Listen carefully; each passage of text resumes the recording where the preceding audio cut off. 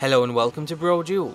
With less than a week left until the release, we thought we'd cover everything you need to know about mods and the special edition, including what we can expect going forwards with Skyrim. In this video we're mostly going to focus on the PC because we assume most of you are PC players, but if there's some demand for it, we'll also do another video on the differences between each platform's modding system. First of all, let's cover the basics of how mods are handled in the remaster. The special edition should be treated as an entirely separate game. That means it doesn't affect the original or any of its mods in any way whatsoever. You can choose to completely ignore its existence and just stick with the original game if you want to. However, once mods start to pick up a bit with the special edition, you might want to reconsider.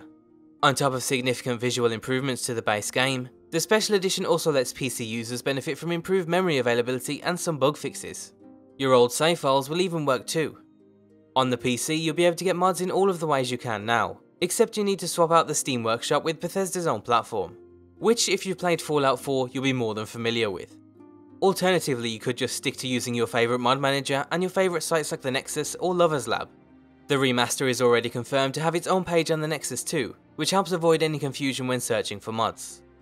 The special edition will undoubtedly attract a ton of new mod creators, but the vast majority of mods, especially early on, will come from the original game.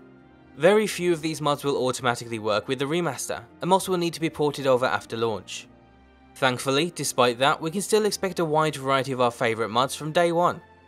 That's because Bethesda have contacted several popular mod authors to give them early access to the special edition and the new creation kit. From those beta testers, we know that the update process for a lot of mods will be relatively simple. That means we should get hundreds of our favourite mods within just a day or two of release. Using the information already on the Bethesda.net platform, as well as some extra digging, we can confirm that the following mod authors are either working on the special editions of their mods, or at least plan to once they get access. From Chesco we'll be getting the insanely popular Immersion mods, Frostfall and Campfire. These are a couple of our favourites, and for a survival themed playthrough, there are no mods better. It's also a good sign that we'll eventually get the entire Skyrim survival series on the special edition too, which includes Art of the Catch and a couple of upcoming mods. You might not know him by name, but Armour has created a ton of the most popular and essential mods for Skyrim. At launch you can get your hands on Open Cities, Alternate Start Live Another Life, Point the Way and many more of his classic mods. But the most essential of them all is the unofficial patch, so be sure to pick that up straight away, even if you're doing a vanilla playthrough. On top of that, we can probably expect something from the likes of Eleonora, whether it's some of her popular house mods or one or two of her nifty armour sets. From TrainWiz you're probably expecting trains, and you won't be disappointed with the Blackreach Railroad and Funny Followers both being available at launch. Going further, several other mod authors have uploaded their mods, including Beast Skeletons and the Forgotten City.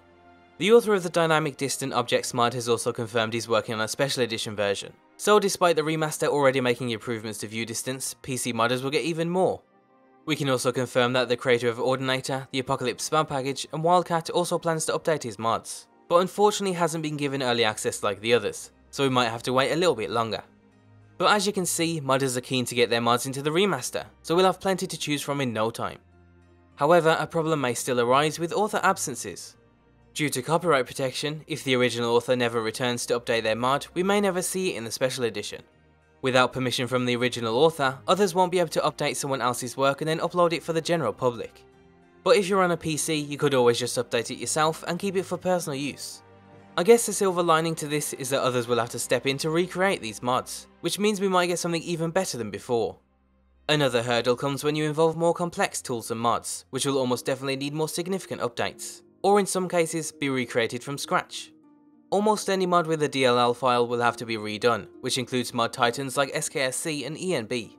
The main problem with this is that SKSC is required for hundreds of mods, including SkyUI, which creates an even bigger knock-on effect for mods that use mod menus. You can see here that hundreds of mods rely on SkyUI, including some of the biggest, like Frostfall, Violence and Deadly Dragons. That's also ignoring mods that just use SKSC, like the popular Race Menu mod. We won't really know how long it'll take before we see an SKSC SE until after the game's release, but it's almost guaranteed to be a several month wait, if not longer. But it doesn't necessarily have to be as grim as it seems. For example, a limited version of SkyUI can still offer vital improvements to the interface. And we already know that Frostfall is coming to the special edition without SKSC, while impressively still offering custom meters on the HUD. So modders will just have to make adjustments where necessary, like removing the option for additional hotkeys, and reverting to older methods for in-game configuration. If you go back to 2012, mods relied on using spells, powers and pop-ups for controlling mods in-game, which can be annoying, but it's not the end of the world. Other mods that need more serious updating include animation and physics mods. The game uses an updated version of Havoc, which will instantly break all of your old animations, as well as mods like the HDT physics extension. This won't be as complex as updating SKSC, but will most likely be a few weeks or more depending on the mod authors. And finally, a new mesh and texture format means you'll have to wait for your favourite texture mods, but hopefully not too long. While your old mesh and texture mods will work in game, you'll suffer significant hits to performance unless they're updated to the new format. Smaller, simpler texture mods should be easily updated, but widespread overhauls like the static mesh improvement mod might take a bit longer. All in all, the special edition opens the door for new mods and mod creators, while still offering most of your favourite mods from the original game. From day one you'll have access to a decent chunk of mods, but it'll most likely be several months until you can rebuild your entire current load order in the remaster. Let us know down below if you're planning on making the switch to the special edition, or whether you're just going to stick with the original game. Also, if you're interested in a breakdown of the modding systems for the PS4, Xbox and PC, then let us know down below too.